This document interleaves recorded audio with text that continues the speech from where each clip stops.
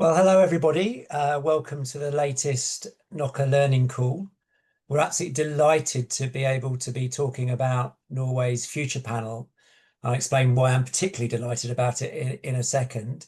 Just to remind you, we are recording, but it's only the people who are spotlighted in the recording who will actually be captured in the video that will be released afterwards on our YouTube channel. As we go through the event, please do put your thoughts and questions in the chat, and we'll try and pick those up later. As usual with these learning calls, we brought together a group of people who are intimately involved in the Assembly in different ways. We've got people who are part of the organisation of the Assembly. We've got a commissioner. We've got an Assembly member. And we've got somebody who was making a film of a documentary of the process. So a really interesting range of different people. We'll hopefully talk for just about an hour and then leaving time to answer any questions or respond to any comments. So please feel free at any point to put your thoughts and comments into the chat. Mark will be keeping an eye on that. So just a little bit of background about the future panel. This was commissioned by 7 civil society organisations. So it's part of this emerging trend that Knoca has become very interested in. I think a lot of us have become interested in is of civil society organisations commissioning assemblies. I think most of us for many years thought about assemblies as something that governments organised and that governments commissioned. And I think what's really exciting about this is we're starting to see these civil society-led processes. And I want to unpick some of that with the participants today about the power of that. This was 7 civil society organisations, which were Save the Children, Norwegian Church Aid, the Norwegian Children and Youth Council, Caritas Norway, WWF, who we'll be talking to today, Landsikt, which is a long-term policy think tank, and The Future in Our Hands. And so this is a group of social justice and environmental organisations who came together. And the remit that they asked the Assembly to deal with was quite a broad one. Again, something maybe we'll pick up on. The remit was Norway is one of the world's richest countries. How can we use our wealth for the good of the world, ourselves and future generations? Not a very, really big question, but 3 specific questions under it. What considerations and values should guide our choices? What problems in the world does Norway have particularly good reasons to help solve? And perhaps most interesting, how should the government pension fund be used now and in the future? So the fund which has been developed through Norway's oil and gas wealth, how should that be used now and in the future? Now, to do this, 66 members, Assembly members met over 6 sessions, some of them online, 2 full weekends, and between January and April, with a final session later in the year. The recommendations can be found on the Assembly website, and you can follow that. That's in the chat right now. So if you go to the Assembly website, there'll be a summary of those recommendations. So without further ado, I'm going to be talking to 5 people. I'm going to be talking to Sofie and Thomas from SoCentral, who are the organisation who, if you like, brought all this together and held the whole process. We're going to be talking to Else Hendel, who is from WWF, who was one of the commissioners of the Assembly. We'll be talking to Edd Meby, sorry, I should have asked about the surname, an Assembly member, and another Thomas, who is the documentary filmmaker and artist who was working alongside the Assembly. So it's my pleasure to initially welcome Sofie, Furu and Thomas Berman into the space, and to sort of start to ask about why this particular process, why this initiative. So SoCentral is a non-profit organisation that works on aspects of social change. I guess my question is, why were you so keen to see a citizens' assembly on Norway's future? And I guess, importantly, why one commissioned by civil society? So Sofie, Thomas, I don't know who's picking this up. Thomas, okay. I can start on that. So hi everyone, and thank you for inviting us to this learning call. Really good to share, because we learned so much from the whole community, Knoca community, and also you, Graham. It's been immensely valuable to us. And so my name is Thomas Berman. I'm also part of the SoCentral team, and I was the secretariat lead for this process. But also, as you said, we were sort of instrumental in building this assembly. And on your question, it wasn't really something that we wanted to do. What we set out to do is we felt we needed to do something to upgrade the Norwegian democracy. And through sort of the last years, we've been very interested in citizen assemblies. And we started to introduce that on the municipality level, but we felt we needed to do one on the national level if we were to sort of have more people look at this sort of way of working. And then during that process, Russia invaded Ukraine, and as a consequence of that, Norway, because of our gas and oil industry, made a lot of extra profits from that. And there was a debate among many in Norway that maybe this wealth isn't ours. Maybe it should be addressed to given back to Ukraine, to Europe. And we convened just a conversation on that in our, we have a community for social innovators in Oslo. And through that discussion, one of the ideas came up that this is a conversation we need to have in the whole of Norway and not just in this room. So then these ideas were connected. We thought maybe a citizen assembly on this topic could be interesting. And then we got in contact with Else and other of the commissioner who ended up being the commissioners to sort of have a discussion. Is this interesting for you to be part of? So it was like our want to sort of do something on democracy, and then link to this very direct consequence of Russia invading Ukraine. So, I mean, just to be clear, because as I was saying, most of these assemblies previously had been commissioned by government. You didn't think, or it wasn't possible to get government to commission this. This is something that politicians don't want to have a conversation about, or don't, or feel uncomfortable about doing. So, is there a reason it had to be civil society led? So I think the oil fund and our oil wealth is something that is everyone in Norway knows about it, but it's not a discussion we're having because it works so well. Everyone sort of, Okay. or at least the politicians feel we have the perfect model. It's working. So this is not a question that we think the politicians wanted to have, and given the feedback we got afterwards, I think we were right. Yeah.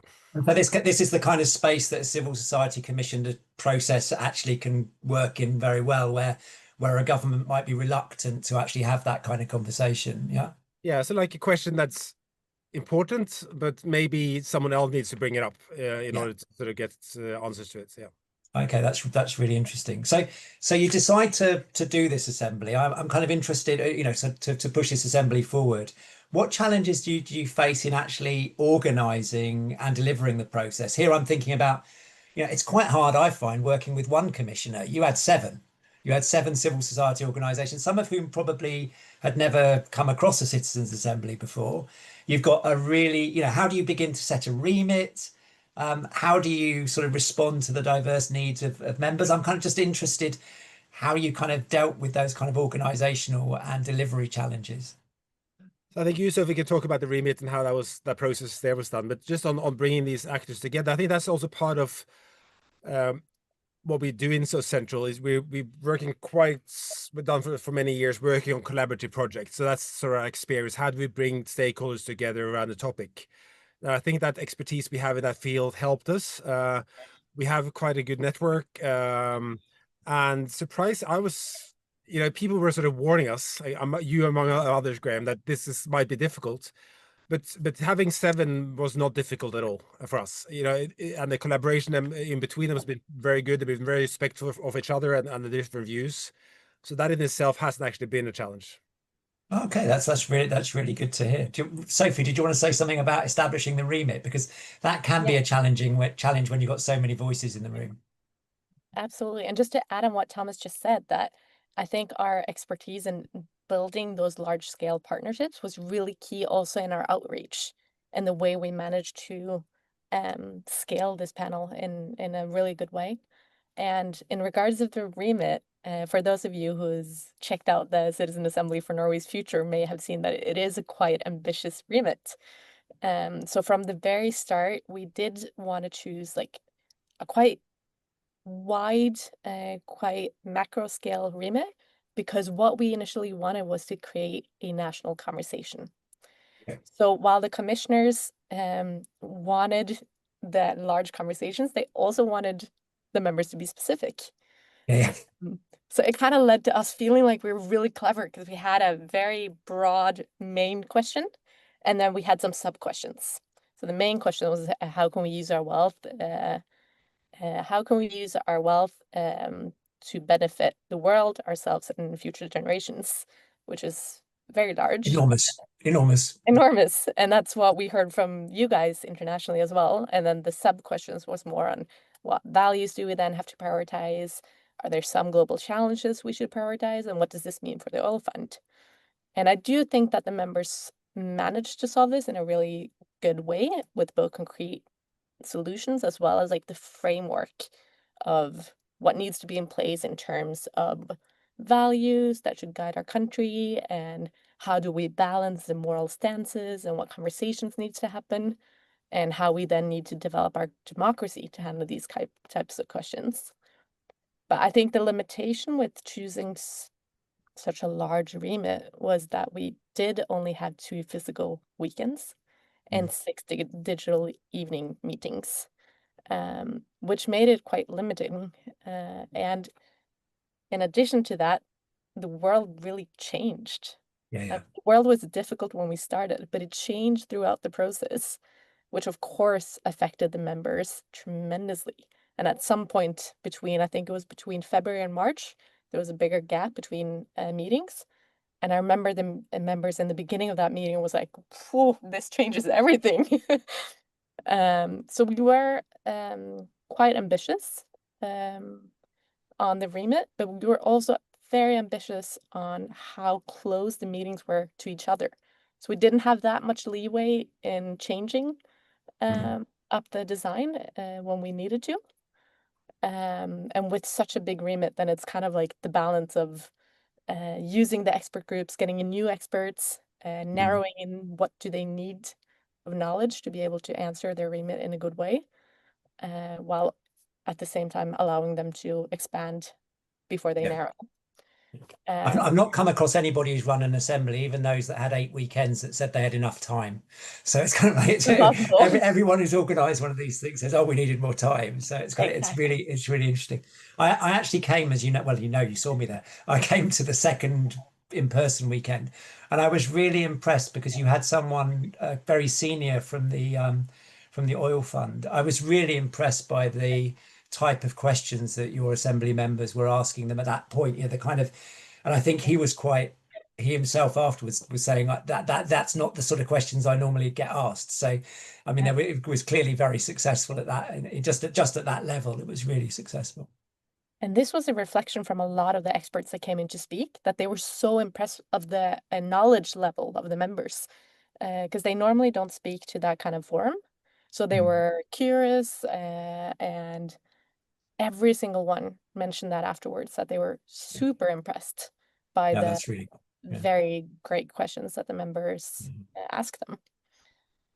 Can I turn you on to a particular area that, the three of us have talked about this a lot I should say I was on one of the deliberative advisory boards, but one of the things we were saying from the start was impact is going to be really hard here, because when a government runs something, it's the government you're trying to get to do the change, and that is really hard anyway.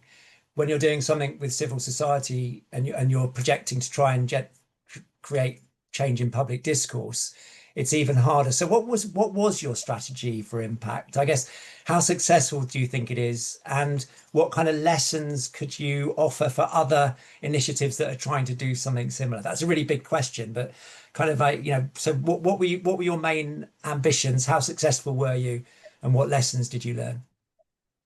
Thomas, will you go at this one?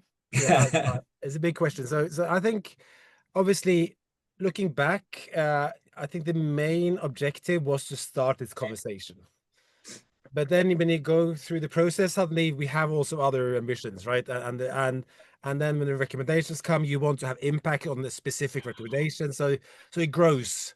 But I think if you look back and just take that one simple goal of creating a conversation, our strategy was very much first. It was actually 2 national citizen assemblies running almost in parallel in Norway, and we never done it before. So one, people didn't know what a citizen assembly was. So managing to get through that on the communication side, I think we did quite well when we launched the assembly, and there was a lot of interest then. We had hoped to get more traction on the recommendations from traditional media afterwards. We have got some, but I think we had hope for more. And the strategy was very much to both. We created a stakeholder advisory group, very much inspired by Sweden and the climate assembly there. It's consisting of 10 people who are quite well known in Norway, helping us to sort of legitimize, but also hopefully promote the panel. That worked quite well. We could have done better work there. We could have worked more closer with them for a longer period to get them more involved. And then also, we have managed to sort of have this conversation spread out in quite a lot of ways. But I think it's a bit too early to say if we've succeeded. And then also in parallel to this, the oil fund and the discussion around the oil fund has really blown up in Norway, because of there's been a lot of discussion on the investment that the fund has done in Israel, and that's created a huge conversation in Norway. So it's really difficult to. I got an interview by the New York Post who asked, how much has this panel created this discussion? And I was quite honest that I don't think it's a main topic, but what I do think, because of the conversations I've had, and I know that a lot of members, they've spoken to this in their communities, in their neighborhoods. So suddenly this conversation about what should we do is starting to spread. Okay. Yeah. It's always really difficult to unpick, isn't it? It's incredibly unpicked. So if you're looking back now and you were to do this again, what would you be telling Thomas and Sophie to be doing? What would you be advising them? For me, was that? Well, no, either of you. I mean, either of you. If you're looking back, what's the lesson that you would take and you'd say, oh, you should really do this? I think one thing that we really did learn was within the groups that we had engaged, like especially the stakeholder and the expert group, because we did secure those groups a little bit late, and we did find it a little bit hard to engage the groups in the best way we could. So I think there's a balance of having some really talented people in the expert and in the stakeholder groups and trying to get them on board without asking for too much. So I think we were a little bit scared of asking them to commit too much. And I think for me, what we really learned was that the ones from the stakeholder group who participated in assembly meetings and the ones from the expert groups who also participated, they loved it. And they were so engaged because they got to feel like, what is this? While the ones who don't participate, they don't really understand what the CA is all about. So I think being able to involve them pretty early on, I think that would have made a huge difference. We find that with government officials, elected and bureaucrats, that it's a kind of abstract notion unless they actually go to an assembly. And I think this is a real problem for us, is that we know that if we can get people in the room, it's transformative, but getting them in the space is so difficult, So. And at least we shouldn't be too scared of asking. Yeah. Because the ones we've asked, they've shown up, and that's been really, really great. And I guess we got to get used to. We should just kind of like get harder skins and get used to people saying no to us. That's maybe. Yeah. Thomas, you were going to say something. Just to build on that, and it sort of because it bridges over to the communication side, and I think what we're seeing is these people, if we get them engaged, then the communication comes from that. Yeah. So we've said no to opportunities on television because they wanted that person on the stakeholder board to be there because they were they're famous. And then when that person can't meet on that time, then it doesn't happen. Yeah. So I think we should have designed this much more. We should have brought these people together in a dinner early on. We should have sort of made it spend more time on it, more money on it. And then even though for us it was important to get people from across Norway to be represented, we should have flown them in. We should have just taken that out of the budget and done it, because I think looking back, that would have given us sort of 10, 15 known people who would have actually been involved. Just as an example, one of the persons in that advisory board is named Knut Kjær, and he was the first director of the Sovereign Wealth Fund. And we just did a meeting today, a couple of hours ago, and then he comes in and does a presentation because he loves it. Yeah. So this we see again and again. He's doing another. So it's about finding and cultivating those multipliers in a sense for something like that. Okay, that makes a lot of sense. So just we're going to bring you back at the end and you can comment on what other people have said, but just very quickly, and I do mean quickly because we've got a lot of people. What were your personal highlights of the process? Sophie, do you want to start? Yes, I would love to start. I would also very much like to share I wanted to share my screen, but it seems like I might not be able. Let Thomas start then while you're trying to play with the thing. Mark, do you want to check that she's co-host? So Sorry, Thomas. my highlights or as many, but I think obviously we the panel presented the recommendation in the Parliament.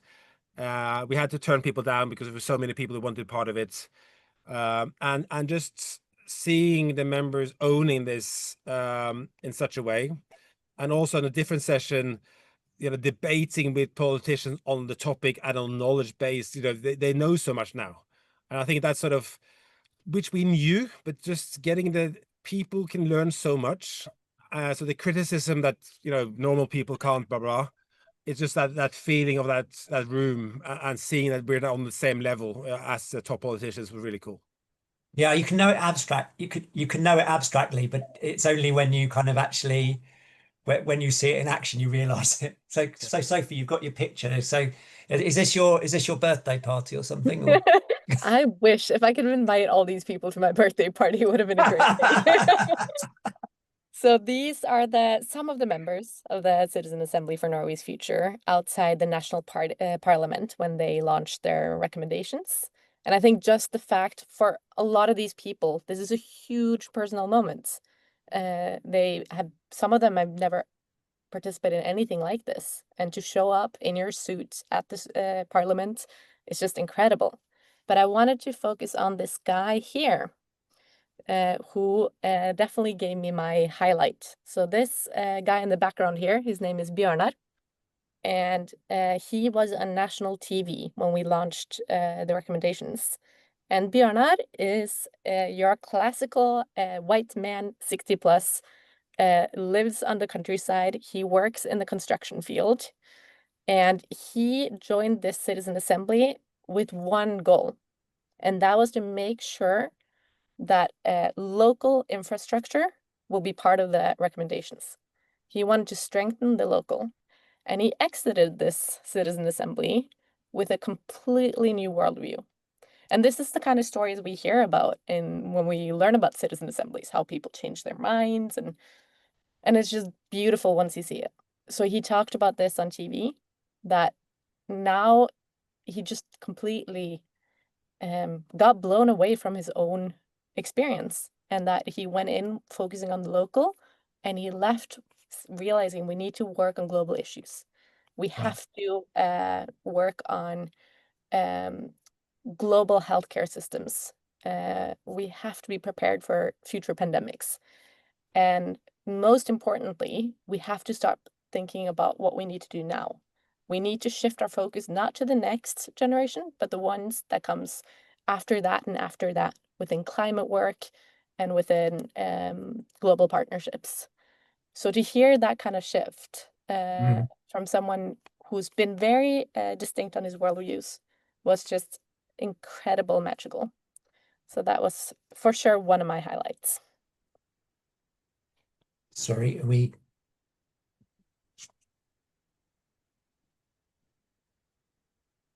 Sorry, I think I might be having some internet problems. Now you're back. Oh.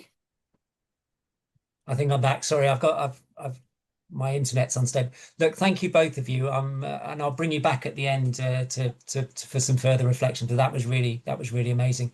I should apologise to everybody. I've been having some internet problems the last couple of weeks, and if the internet does go down, Mark will step in. I'm going to bring in next one of the commissioners, Else Hendel, who was the team lead for politics and business at WWF. You're actually the second person from WWF to be on one of our learning calls, which I find really interesting, actually, because WWF UK was one of the commissioners for the People's Plan for Nature. So I think I mentioned to you this before. I think WWF wins an award for having commissioned the most national assemblies out of all. I mean, it's two, but that's still more. That's still one more than anyone else. So I'm kind of interested.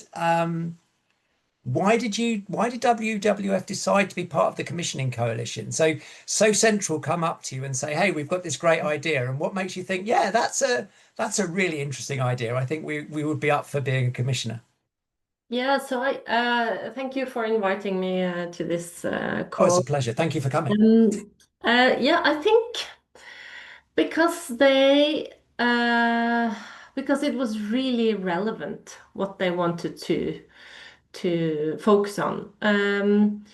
And you know, we're an organization. We don't create any results within climate or nature by ourselves. We create results through others.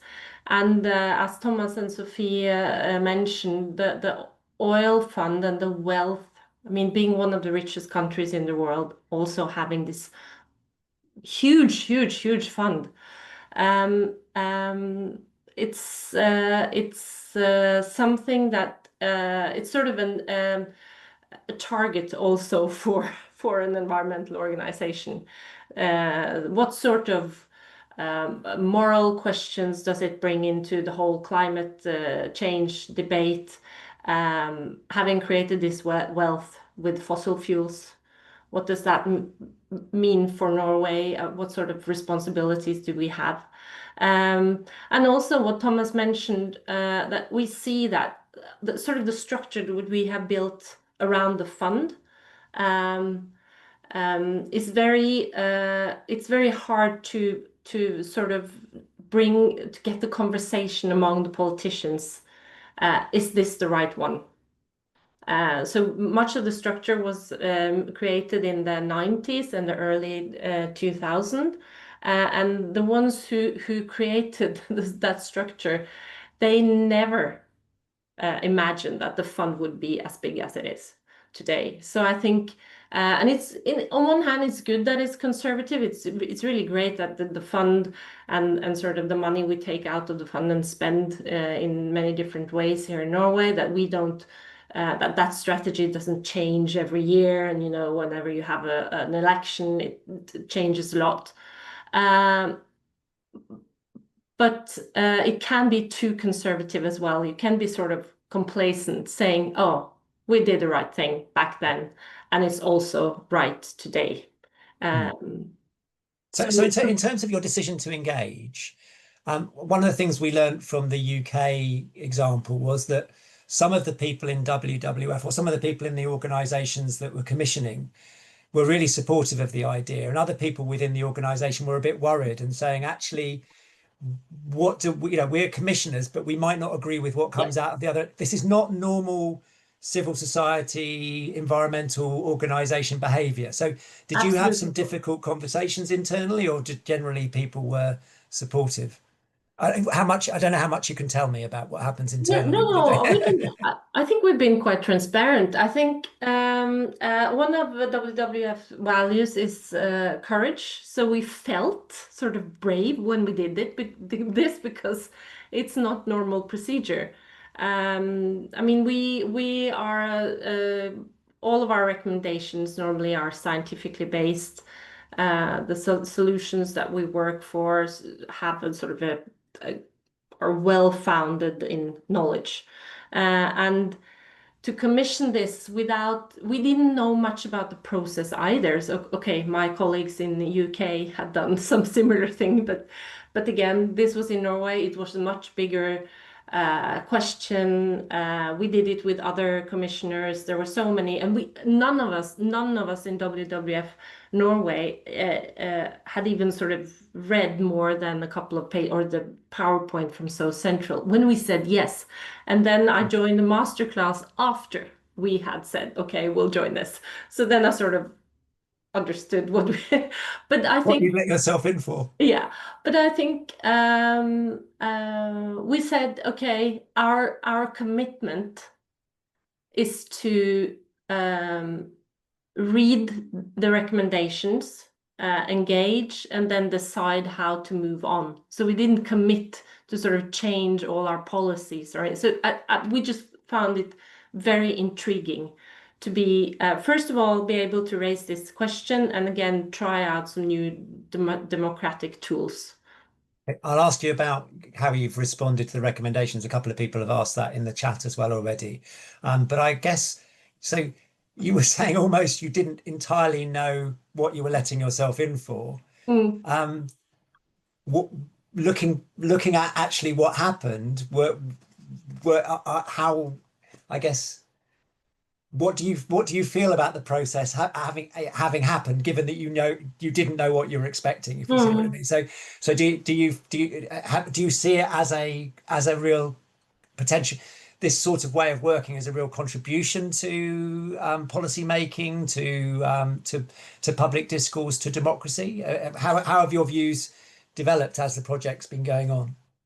So I think I can, it depends if I'm going to speak on behalf of WWF Norway or more personal, because I was the one who was mostly involved from WWF Norway. And I joined, I think, the first physical panel or the assembly when they met, and also had dinners with them and so on, being very aware that I shouldn't try to influence them. But I think, as Sofie also mentioned, the sort of the magic that happens in the room. It's only the ones who are there who experience it. So it's a really big gap between the You've ones. You've had a challenge kind of translating it back into WWF then. Really, really difficult actually. So and I think it's even more difficult to communicate and talk about this to sort of the rest of the world and the politicians. So I think that we have a really long way to go to sort of convey what this is, and so that people sort of really understand what this is. And this also goes back to sort of the so many would say, you know, oh, oil fund is really complicated. It's about investments and it's about economics and all these things. So just everyday normal people, they wouldn't know. But also to try to explain what sort of knowledge the people they talk to, the expert that they can engage with, and that they really have quite good knowledge when they give the recommendation. I think all of this is so hard to communicate, and I don't have the answer on how to do it, but it's really like, it's a big difference between the ones who have sort of experienced this in real life and the ones who have more of a theoretical approach to this. Yeah, no, I 100% agree with you on that. I guess the interesting question for me is, how are WWF working with the recommendations now? I mean, you were very explicit at the start saying we will not be we're not committing ourselves to any particular action, but those recommendations are there now. Do you, as WWF, feel some obligation to be part of this debate, or is it kind of like, well, the recommendations are there now, we've done our job? So how are you as an organization working with those recommendations? Yeah, I mean, we feel obliged, but we also see lots of opportunities with the recommendations. So when you read the report, it's easy to jump straight to the recommendations, but I think what they written about the values that should be the basis for our choices, the choices, the direction they see, or they and also when they talk about the I don't know how to translate this into English, but the courageous conversation or the courageous dialogue. We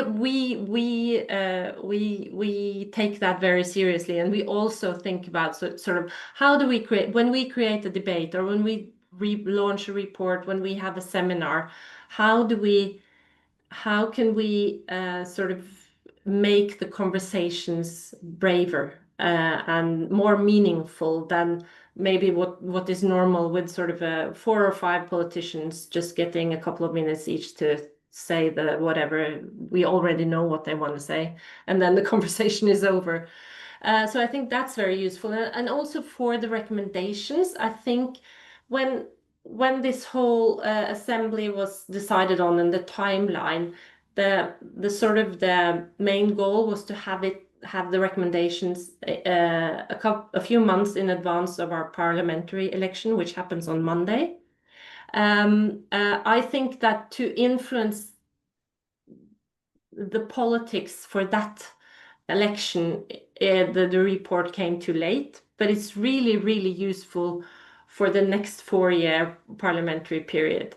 So I feel that we are at the crossroads. The election is super exciting. No one knows what the result will be. It's just like margins, and we're counting every day here to see what the result will be. And I think WWF we'd really have to take a step back and look at, so how are we going to work for the next 4 years? What will be the biggest wins that we need to have the next 4 years, and the recommendations from this panel or assembly is really an important input to that discussion. It's the kind of input that you wouldn't normally have. You can't get this. Not at all.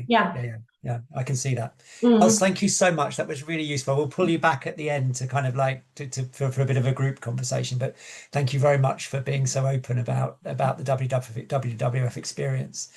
I'd like now to welcome Edd, who was one of the assembly members. Edd, are you with me? I can see you. Okay, so can you tell me a bit about what the experience was of working with other Norwegian residents on such a large question? I'm thinking here, this is such a diverse group of people. And what was the kind of, what was the hardest kind of issues for you to work through? First of all, it was enjoyable. It was interesting, a big learning experience, and some fantastic people, both in the panel and also in SoCentral. For me, it was a very good practice in democracy. That's the main part, that's the main takeaway for me, the most important lesson. Big issues, very important questions, but luckily we had a deadline, and that's when you get things done. And the challenge was to narrow it down, of course, but SoCentral did a very good job in helping us, because at one point I think we all wondered how this was going to end. But the late process was very good.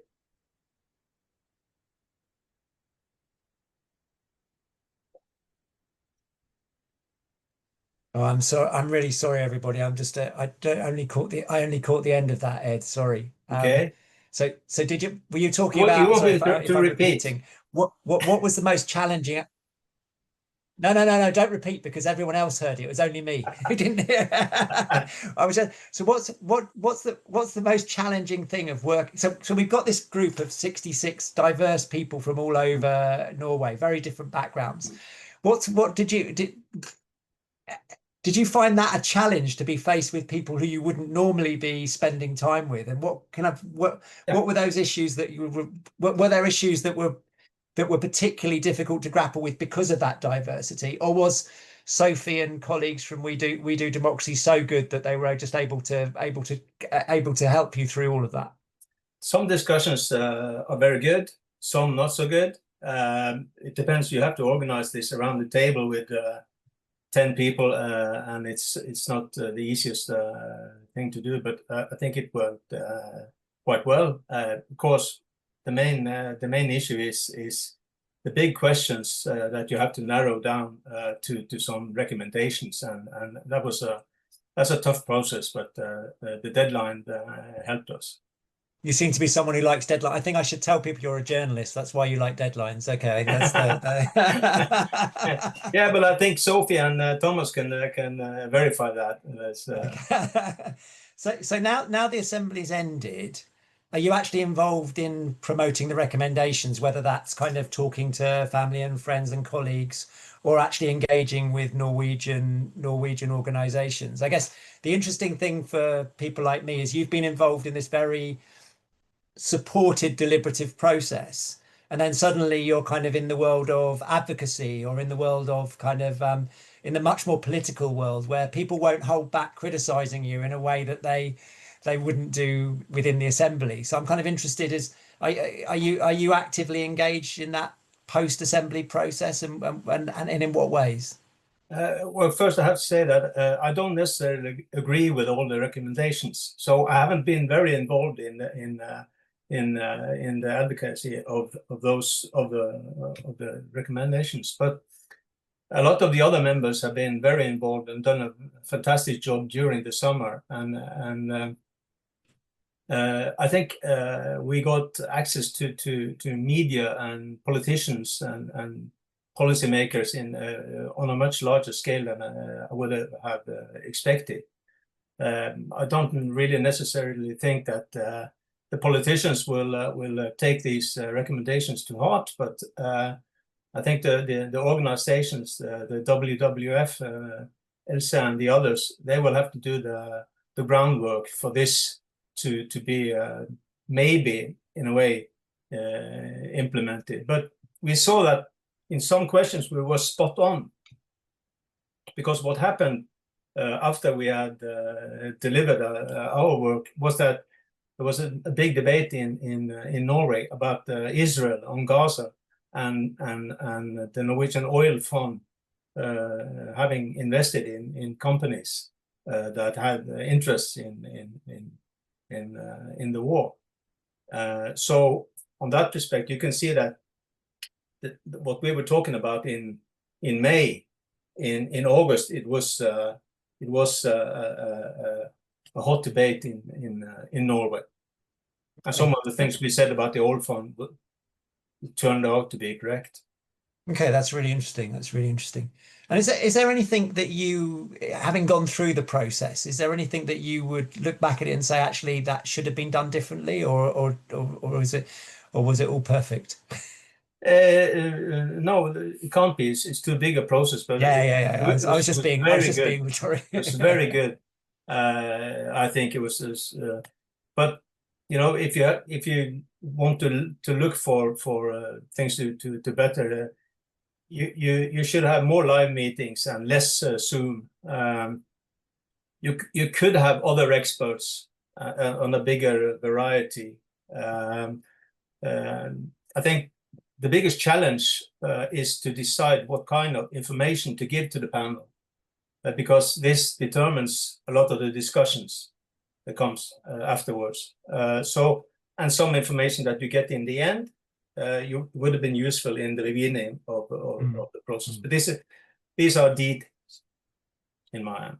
We're going to be having a learning call on the Dutch Climate Assembly, which was happening at the same time as your assembly, and they actually had this very interesting process of the assembly members themselves being much more involved in deciding what kind of information that they get, and I find that very interesting. But they had 6 or 7 in-person weekends, if you see what I mean. So it's kind of like, that makes a big difference. But I think this issue, particularly around areas like climate, where obviously you've got very strong differences of opinion around that actually getting the citizens involved in some way of trying to decide what information they need to be hearing, I think is a really interesting development, actually. So Edd, what was your personal highlight? I think the emphasis that we put on values for the oil fund turns out to be very precise. I think that's a main point for me in the whole document. Personally, I was with Sofie at a conference in Stavanger on the democracy aspect, and for me personally, that this whole process has been a a fantastic exercise in democracy, and it has strengthened my view that people need to participate, and politicians and organizations need to make people be able to participate on this level. This level is people's panels could be used very locally as well. Yeah. Because the people are suspicious of politicians for a very good reason, and this is a way to narrow the gap between the politicians and the people they govern. And I understand, Norway is starting to do more assemblies, which is kind of interesting at local level. I think Arald's on the call at the moment, who's doing quite a lot of work on local. I'm interested that you said that, because I also picked up the fact that you said you didn't necessarily agree with all of the recommendations, and yet you see this as a very positive democratic process. So even though you've come out thinking, I don't necessarily agree with everything that's been said, you recognize the legitimacy of the process. Well, that's the point, as I see it. Democracy is not telling the politicians what to do, and they do it. Democracy is telling politicians what to do, and then they go away for 4 years and they do whatever, and then you can choose some other politicians afterwards. So you get to participate. That's the main point. Okay, that's really interesting, Ed. Thanks so much for your time and your input. We'll bring you back into the conversation in a second. So my last guest is Thomas, a different Thomas, and I don't know how to pronounce your surname, Thomas. That's really terrible. How do I pronounce your surname? Østbye. Østbye. Okay, thank you very much. Yeah. Okay. This is actually you're a kind of interesting participant in this conversation, because I think it's the first time that we've had somebody who was actually filming the process to come and talk to us about their experience, because you probably had more intimate access than most people. So I guess my first question, Thomas, is why were you interested in making a documentary about or a film, I'm not quite sure what it's going to be, about the future panel? Yeah. I had the belief in the importance or the potential of people assemblies from before, and I was interested in portraying a way of addressing society in a long-term perspective, and also I'm interested in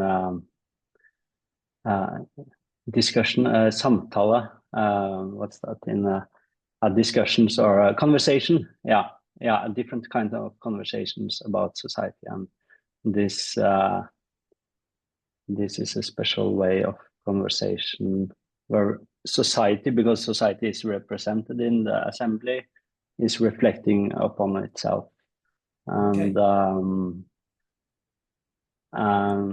But to be more personal, so this is not the documentary. The documentary is observing this basically, but my interest is also that I think that our representative democracy is having huge problems of addressing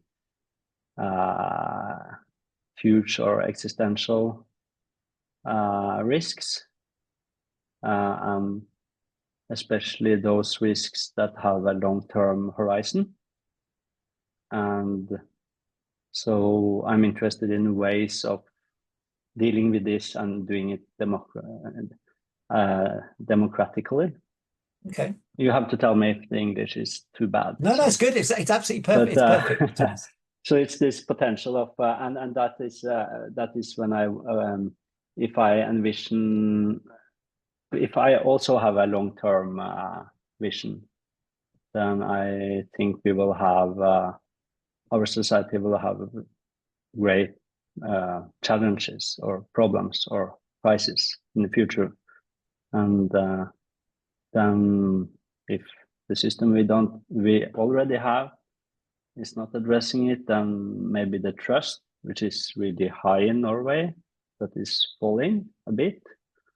That trust, if that trust in the political centrum or the political system is falling or failing, then in Norway, the left, for example, is kind of part of the status quo, the center, or the system. The system is built by the left, so I think the left will also be distrusted. And then we have the far right, the option, which I think is a huge threat. So this is my personal opinions, but this is also my motivation for portraying a second option to fascism, if the trust in the system is failing in the future. So then I think we need to have a idea, or people need to have actually some way to experience people assemblies, and film can make you believe that you have. I was going to ask you about that. I was going to ask you a bit Mm. more about that, actually, because it's really interesting having someone who is a sort of cultural actor or an artist who's involved in this space, because a lot of it is people like myself who are kind of democracy nerds or democracy activists, and then you have the subject specialists like the climate specialists and etc. What role do you, so in a sense you've already answered this in some way, that having documentaries and films give people access to this in a way that they wouldn't have otherwise. What do you think it's really critical for artists to engage with these kind of processes? And if so, how could we see that be expanded? Is it critical for artists to deal with it, or for artists to be involved in the kind of assembly to engage with assembly processes as a way of helping them have more resonance? Yeah, I think a problem for assemblies and organizations is that it's a lot of talking or text, or the language in the form of text and talking. So people assembly, when you are in it, it's an experience. But when you read about it, it's text or language, and also being in the assembly, I think is a huge amount of text or talking. So I would say, visual or audiovisual language would be good to use as a tool for assemblies or organizations. But for me, like making a separate work or a film, then it's not critical for me as an artist to make something about assemblies, but it's maybe critical for me as part of a society that I want my kids to stay in the future, to deal with the future democracy of society. And that I think is more like a borgerplikt to deal with. It's a people like a citizen duty to deal with, regardless if you are an artist or not. So you were very close to the assembly, so you had access to pretty much everything. So what was most striking to you about the process? As you were obviously very interested in it already, but to be that close to an assembly, to watch everything unfold, what was most striking for you, both positively and negatively, about the process? Have you come out the other side still really interested in this? Yeah, for sure. I was expecting some stuff, people changing their mind, or people overcoming polarization and status and viewpoint. But I think the most striking about this was when you started Edd. Okay, so not for Edd because he's from North Norway, but from a lot of the other people, Norwegians, myself including, we are shy and polite or silent polite. So it was like it was a little bit crisis in the beginning of the filming that oh shit, this should have been done in Poland or some other country. Because there is no tension, there is no but then the process. So the most striking for me was that this panel actually came up with some tangible recommendations that were not wishy-washy, general, abstract, or just what everyone agrees on from before. That they actually came up with some tangible recommendations. Okay. Which I admire the Assembly and SoCentral for making possible. And so I guess the question is, when is your film going to be out? When will the documentary be available? Oh, I don't know. Maybe in a year. Let's say a year. Okay, as quick as possible, but still, yeah. Is it actually? You mentioned this thing about, you mentioned the fact that assemblies are actually, very talk based, and there's a lot of text. Was it a very difficult thing to show visually? Because as you say, it's kind of like, and we've already talked about, being in the room is really important. I think the most to show talk is not so difficult, but it's maybe not so interesting to watch. That's the problem.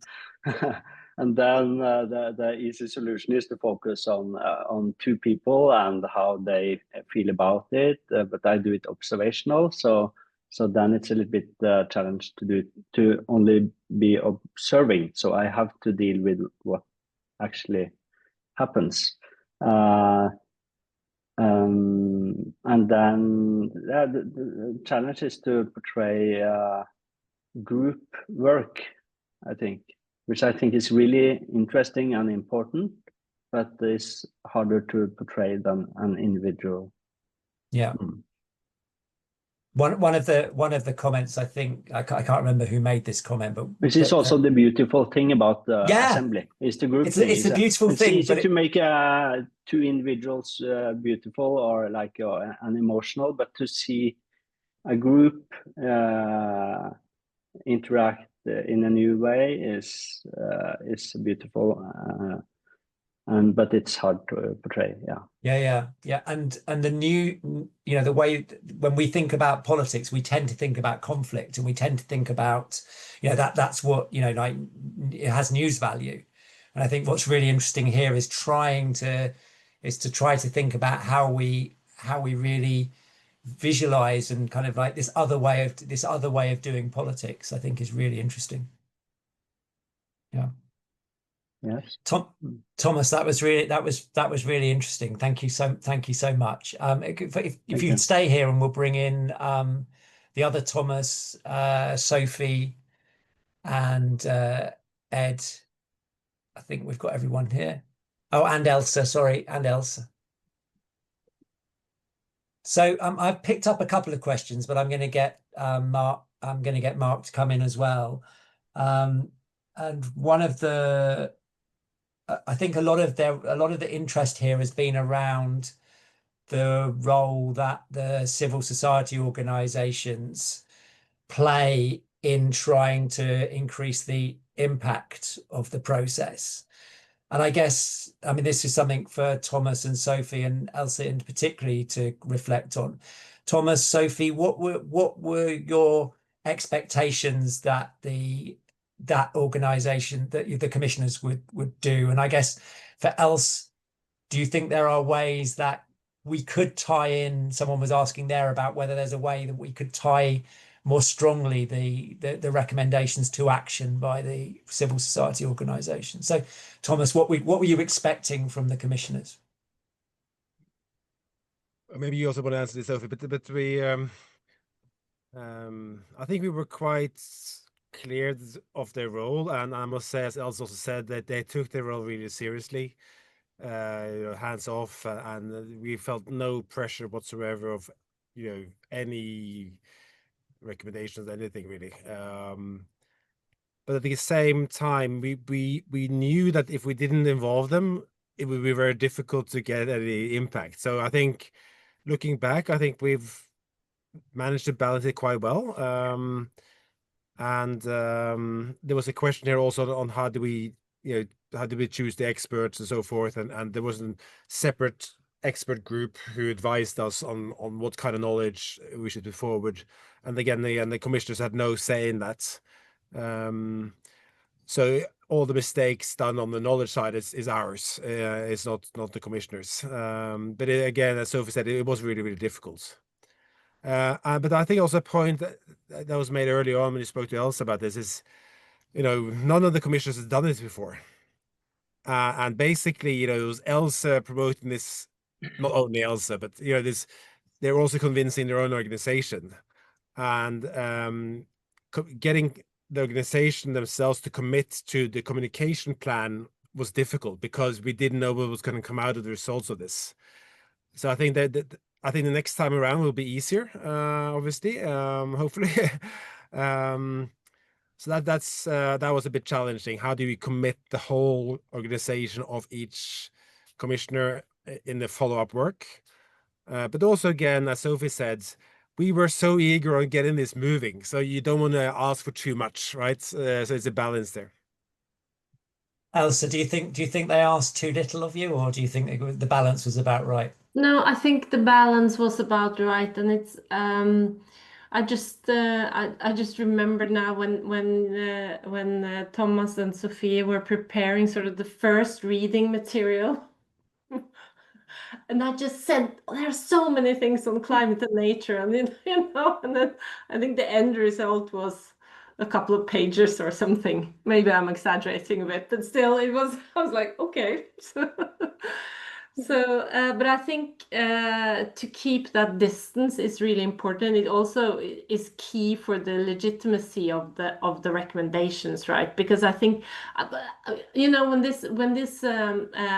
when we went public with this future panel or this assembly, there was one very conservative comment in one of the newspapers. Oh, just look at the commissioners. We already know what they're going to recommend. So to sort of really stay true to how this is set up is really important. Yeah. And I think there is a difference here, isn't there, between like a government commissioned assembly where it's very clear that the government is asking citizens to help them work on particular policy, compared to a process which is being organized in order to try and start a public dialogue. I guess what you're asking there of commissioners is at least to be part of that public dialogue afterwards. Kind of like it can't be to kind of say that you as commissioners will necessarily, because actually you don't have control over most of the things that the recommendations are asking.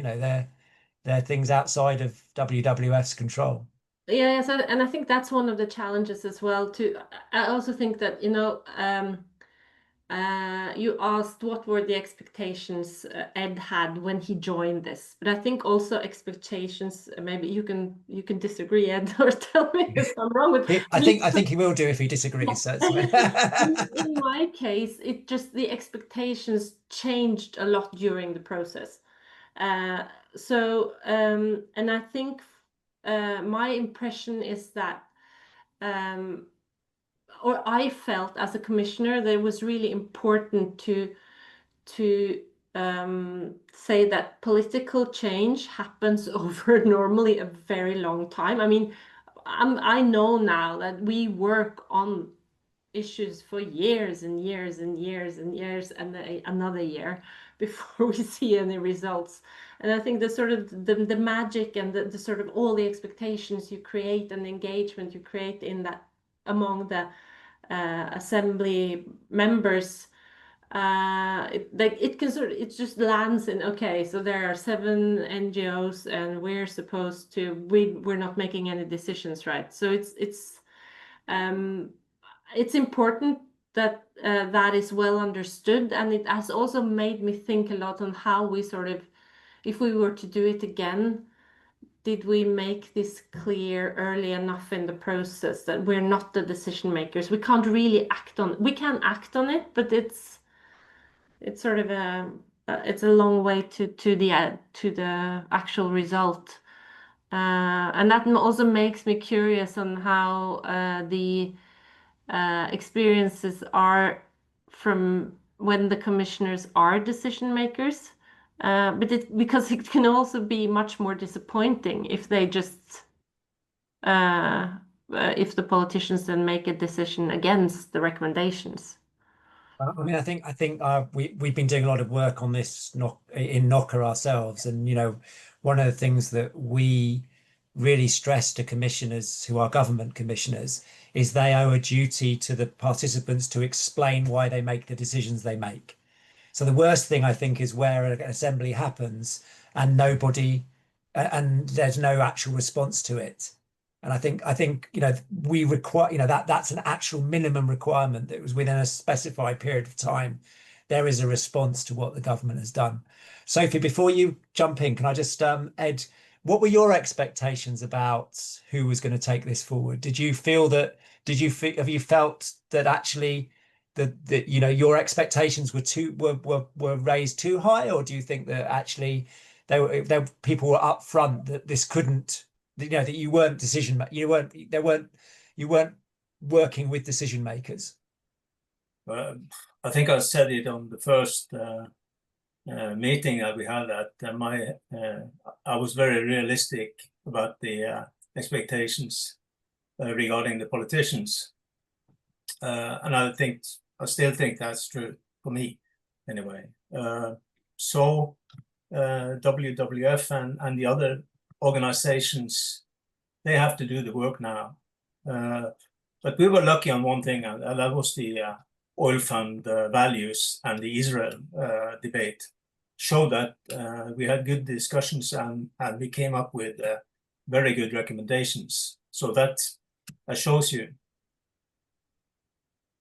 I think that's a really interesting thing about, I think there's been a number of assemblies where they've kind of almost like shown ahead of time how to discuss an issue before it emerges, and unfortunately then it gets taken over by social media, but that's another issue completely. Sophie, you wanted to say something at this point. Yes, I just wanted to comment on the impact part, because I do think that the commissioners, they took their responsibilities, and they're taking their responsibilities seriously. And it's very easy for us on the outside to just look at what they're posting in social media or their campaigns on what they're working on. But they really used a lot of the recommendations in their internal work, the way I've understood it. And that can have some ripple effects, like Else says, like 10 years down the line. And what the commissioners really wanted was to create this national conversation, right? And right now, there are a lot of voices in the debate on the oil fund, and the Assembly may have contributed to that conversation.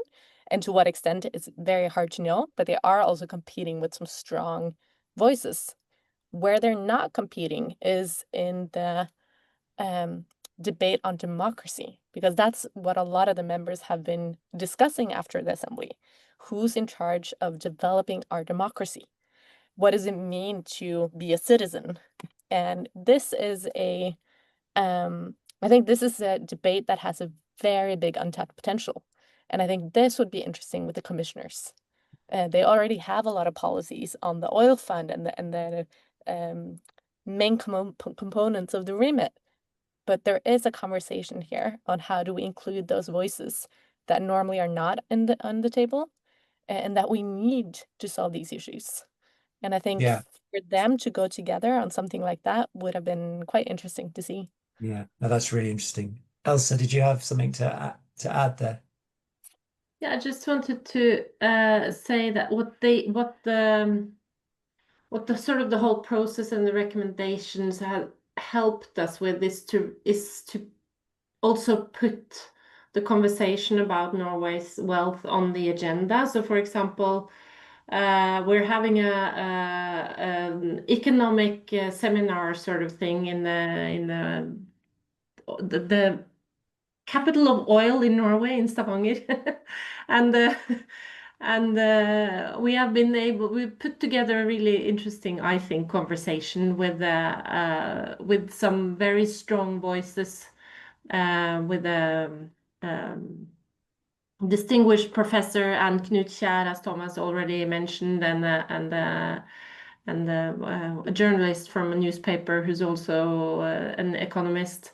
And I think it would have been impossible to have that topic without having the recommendations from the assembly, because this sort of, it would have seemed too wishy-washy or far-fetched, or I don't know. I think it would have been really difficult. So I think it sort of lays the ground for, to have that conversation that we wanted in the first place. But as Edd points out, it won't happen without us commissioners still working on this and continuing doing the job.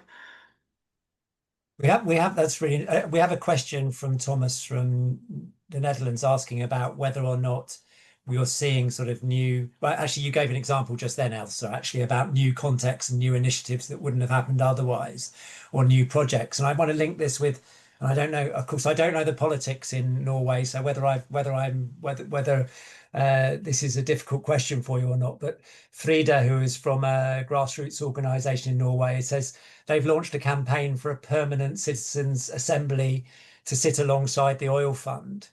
That wouldn't, again, is something that wouldn't have existed. Is there, and unfortunately Aryl's just left actually, and I was bring him in at this point actually, but do you feel that this is actually, we've been focused much more around the oil fund, but do you think it is helping start or kickstart a debate around sort of new forms of democratic governance in Norway, or is that too much to ask? I don't know who might want to respond to that. I guess someone from Thomas or Sophie from SoCentral. Do you feel that people are interested in this conversation about assemblies? Well, I think it's maybe a bit too early to, but I think. Oh dear, I've got a problem with my internet. Okay, but we can talk. You can watch the recording. No, you can. Yeah, you talk. Just keep talking. I'm back. Yeah, no, but I think, you know, by just having these assemblies out there and the experiences and like Edd and others and Else being part of it, and we can talk about it, it makes it so much easier to discuss new ways this can be used in, either if it's in this more institutionalized way, which we think is really interesting, or in more local ways. And I'd say it helps the conversation because it just brings us quicker to a possible project or possible solution. So I have no doubt that this is maturing our democratic sort of conversation around this. And on the oil side itself, I think it's too early, but I think it's really interesting because I think what we see now in Norway, as Edd mentioned, with the whole Israel-Gaza question that's come up, is the oil fund is totally dependent on having trust in our society. You know, if we can't trust the structure, then it's going to be completely disastrous. So now there's been some challenges to that.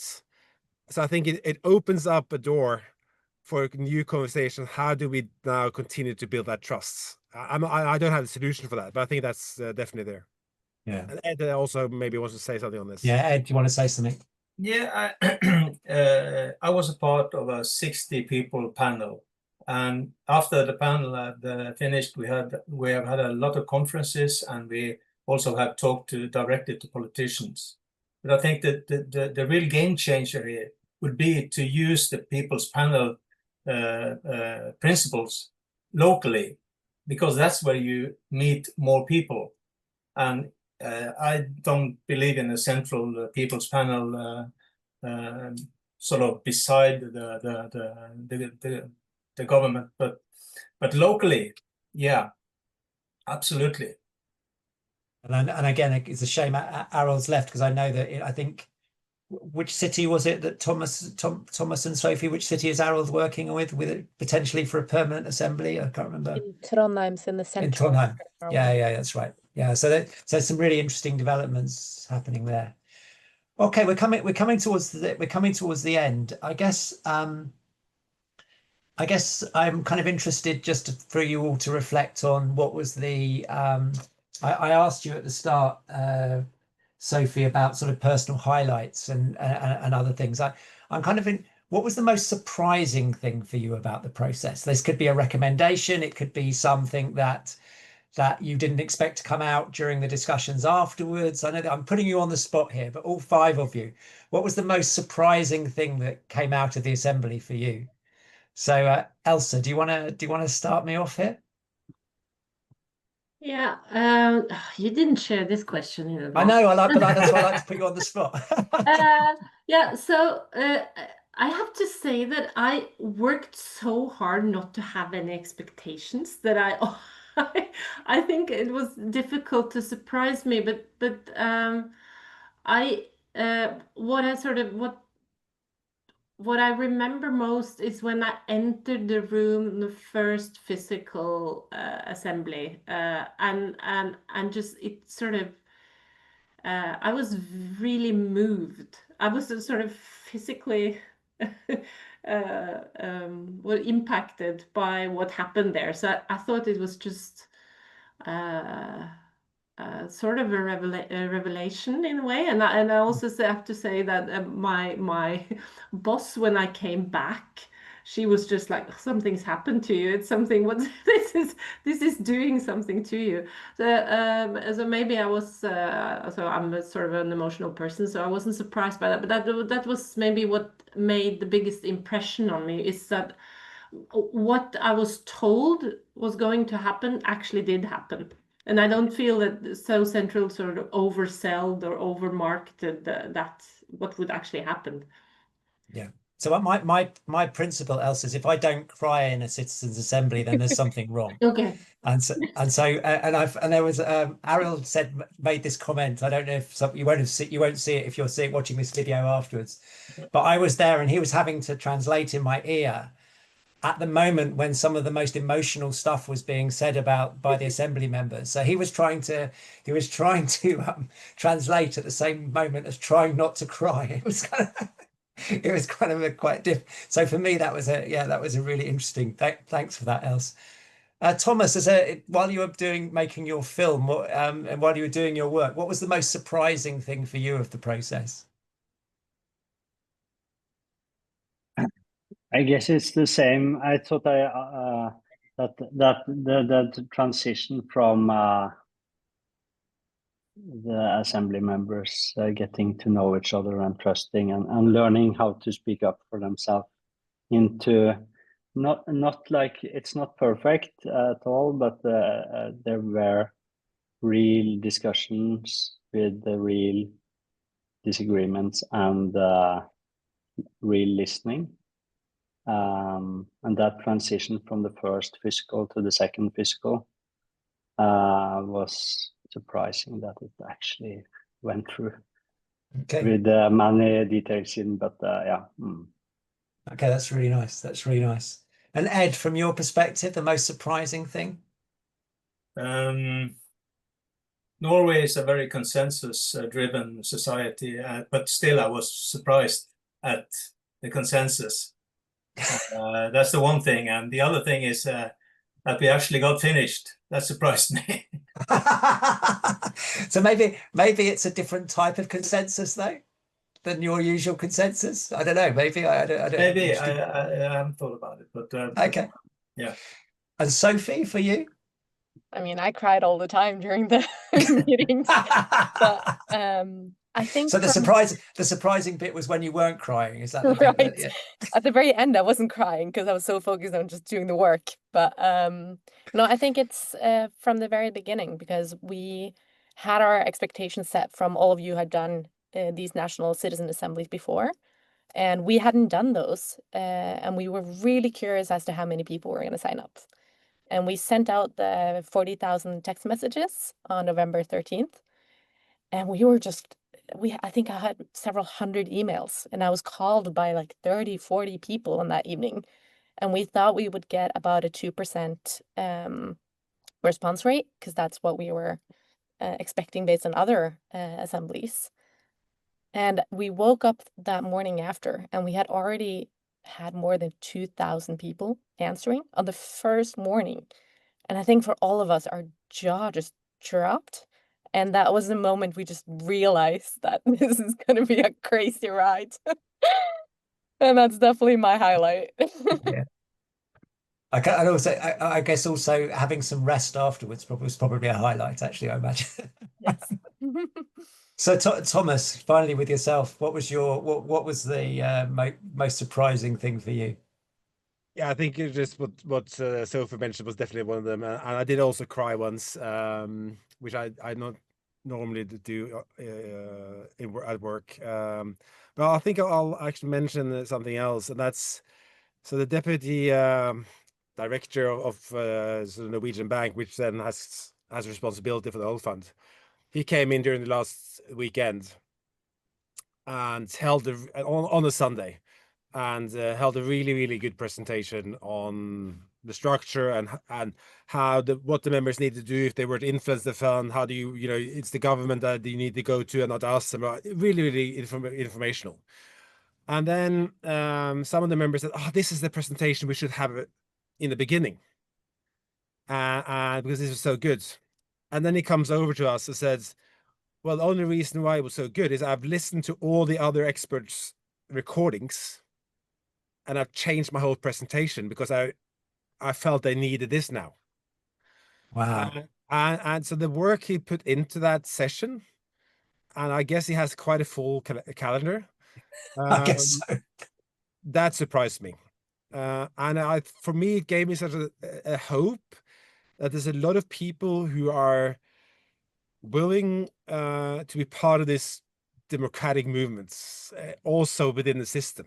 So I think that was really strong for me. That yeah, he could have shown up and just ran the old presentation and gone, and everyone would be happy. And I felt that what we managed to do in that room is everyone in that room was equal.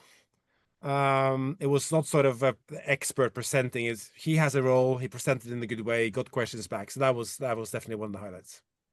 No, that I as I said, I was there for that, and I was very impressed by his attitude towards the assembly, and by the way, he actually seemed quite moved by the extent to which the assembly members were taking his work so seriously and wanting to hear what he had to say. So I think that was really quite something.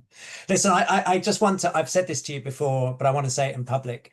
I've been really impressed by, so this is to all of you, I've been impressed by the work that you've done, whether organizing, whether commissioning, whether being a member, or whether filming and kind of like taking this thing serious. I think you've done the most amazing work.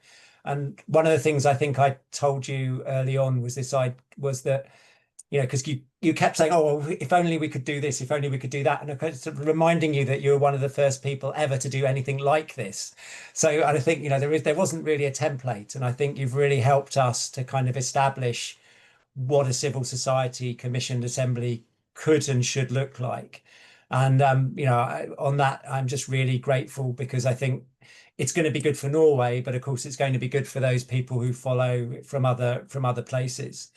Can I just Thank add one you thing, for. Graham, very Sorry? quickly? Can I just Yeah. add one thing? Yeah. And that hasn't been really clear, but we also work very closely with We Do Democracy. Yeah, I and mentioned them earlier. I yeah. should have said more about that. Yeah, And so even though we've definitely, Sophie and our team has been closest in the process in Norway, having that experience also with us from the day one has been really crucial for us. I'm really glad you said that, actually, because I did mention them earlier, but I meant to say that we should have.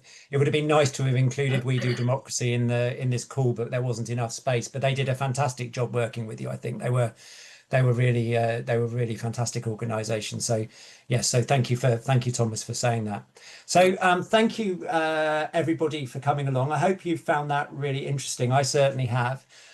We are planning our next workshop will be on, I think, on climate assemblies within organizations. So this is universities, public authorities, pension funds, and others who are using climate assemblies within their institution, with their employees, with their workers, etc. And I think this is with students. And I think this is a really interesting development. And we also plan to have a learning call on the Dutch National Assembly, which again is a really interesting assembly. This one commissioned by a government that then collapsed. So I think we kind of got we're seeing these really interesting outliers now in English. We're saying, so we've seen the Norwegian one, which is with civil society. We're seeing one commissioned by a government which no longer exists. And I think this is really pushing the boundaries of what we do. So keep an eye on the Knoca website for those events. And just one more time, thank you so much, Sophie, Thomas, Else, Edd, and Thomas. And thank you to Mark and Emily and Thomas back behind the scenes, who have made this all happen today. It's been really great. Apologies about me dropping in and out occasionally, but I think we got there. Thanks, everybody. See you all soon. Thank Thank you you. all. You, bye. Thank you, everybody. That was great. Thank you so much. I hope you enjoyed it. I did. Bye. Take care, Else. You too.